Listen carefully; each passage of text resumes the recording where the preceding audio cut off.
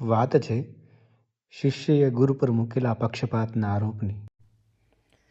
એક દિવસ શિષ્ય જયદ્રથ ગુરુ દ્રોણ પાસે આવે છે અને ગુરુ દ્રોણને કહે છે કે હે ગુરુદેવ, તમે આમ બધા શિષ્યો સાથે પક્ષપાત કર્યો છે.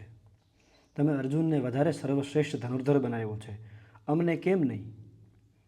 આ ઘટના ત્યારે ઘટે છે કે જ્યારે પાંડવો વનની અંદર રહેતા હોય છે અને તે સમયે મહાસતી દ્રૌપદી પાણીનો ઘડો ભરી અને પોતાની કુટીર તરફ જતા હોય અને જયદ્રથ એટલે કે દુર્યોધનના બનેવી દુશ્શલાના પતિ તે વનની અંદરથી રથ લઈને પસાર થાય અને તે સમયે મહાસતી દ્રૌપદીના રૂપને જોઈ અને જયદ્રથ દ્રૌપદીજીનું અપહરણ કરે છે.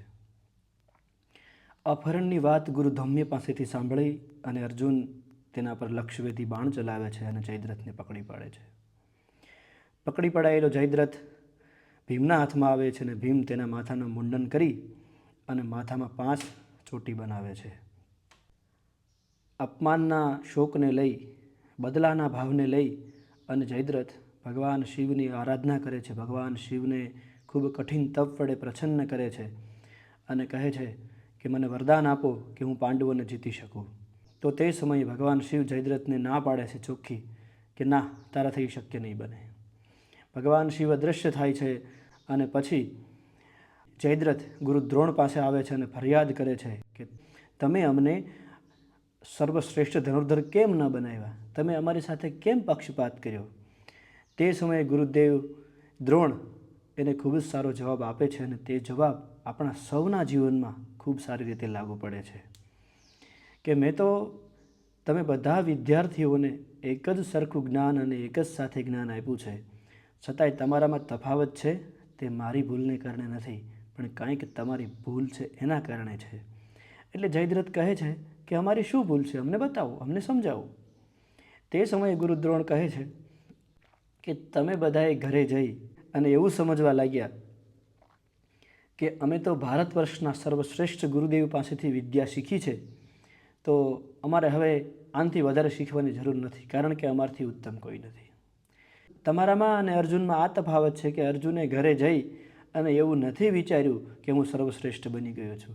પોતે ઘરે જઈને પણ વિદ્યાર્થી રહ્યો છે. ઘરે જઈ અને મારી પાસેથી જે વિદ્યા શીખી છે તેનો વધારે ને વધારે સારી રીતે ઉત્તમથી અભ્યાસ કર્યો છે.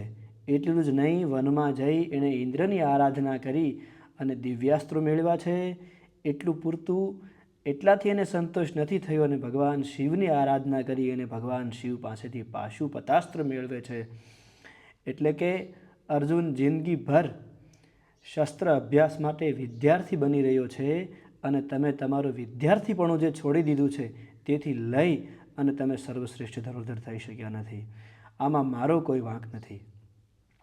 આ વાત પરથી આપણને ખૂબ સારો એવો સાર સમજાય છે કે આપણે વિદ્યાર્થી જીવનમાં હોઈએ અને આપણે જયદ્રથ જેવા થઈશું કે અર્જુન જેવા થઈશું તેનું આપણને ખૂબ સારું એવું જ્ઞાન સમજવા મળે છે કે જો આપણે ઘરે આવી અને એવું સમજી લઈએ કે અમે તો ખૂબ સરખી રીતે ભણી લીધું છે, તો આપણું મન ત્યાં, આપણું જીવન ત્યાં અટકી જશે. જો આપણે અર્જુનની જેવા વિદ્યાર્થી હોઈશું તો આપણે શિક્ષક પાસેથી કે આચાર્ય પાસેથી શીખેલું જ્ઞાન ફરી વખત રિવિઝન કરીશું, તેનો અભ્યાસ કરીશું, તેનું મનન કરીશું, તેનું મંથન કરીશું, તો આપણે અર્જુન જેવા સર્વશ્રેષ્ઠ વિદ્યાર્થી થઈ શકીશું. આપણે કોઈ પણ ધંધામાં હોઈએ તો આપણે ધંધે હોઈએ ત્યાં સુધી આપણે એ કાર્યને કરતા હોઈએ છીએ, પણ ઘરે આવીને આપણા ધંધા ઉપર આપણે વિચાર કરતા હોઈએ, આપણે તેનું મનન કરતા હોઈએ, આપણે તેનું મંથન કરતા હોઈએ, બહુ સારી રીતે આપણા ધંધાને આપણે યજ્ઞ સમજીને, આપણે પૂજા સમજીને જો કાર્ય કરતા હોઈએ તો આપણે વિદ્યાર્થી જીવનમાં સારા એવા એક સફળ થઈશું. અને સારા એવા સફળ થઈશું તો જ આપણે એક જીવનની ઉત્તમતા પામી શકીશું.